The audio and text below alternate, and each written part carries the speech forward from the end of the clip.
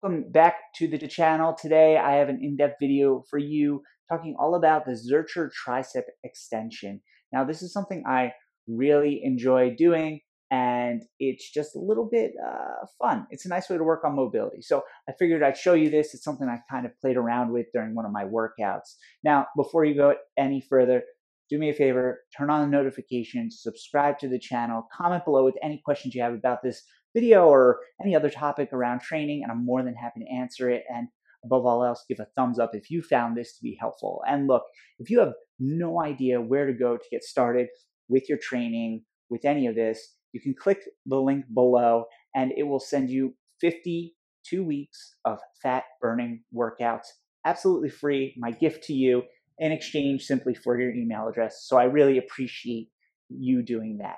Now, the Zercher, or the seated position here, is used oftentimes in pressing. The closer you bring your legs together, the more challenging it becomes, because it becomes even more flexibility, more mobility required through that lower back, and to stack the spine. So I'm going to show you a version with the legs together. If you can't keep your legs together, totally take them apart. If you can't keep them completely straight, bend the knees.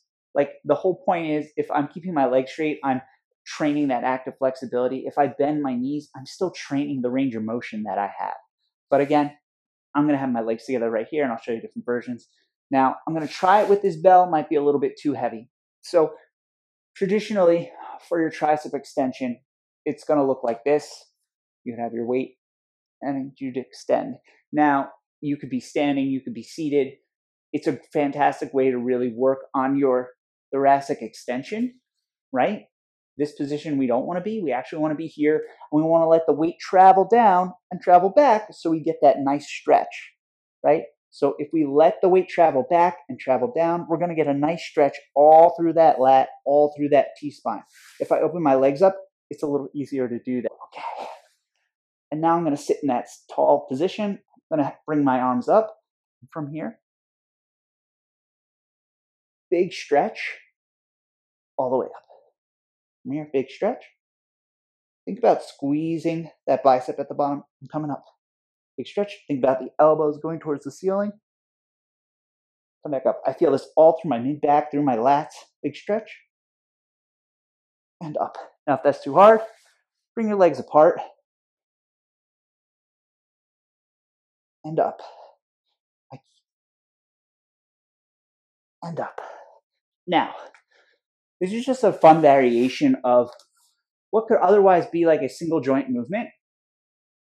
You maybe find it towards the end of a session. Because it's a single joint, we're trying to isolate those triceps, but we get some more mobility work from this too. Now, if that's too challenging for you, you feel like you don't have the mobility, you can just simply come to your knees like so, or you can, even better yet, I have a half foam roller, but you can use a full foam roller, and you can kind of sit back on it to give yourself a little bit of cushion here, a little bit of feedback. Or you can take an Air-X pad, take something along those lines and use it for feedback, and you can do the same thing. My goal here is to squeeze this pad as much as possible, so I'm keeping full tension here, right? And again, now the job becomes to keep my spine as tall as possible and not let that movement come from anywhere else. Really feel like I'm trying to scoop my chest up while I lower that weight. So again, scoop the chest up. This action, scoop it up while pulling those ribs down at the same time. Some of this almost hollow position.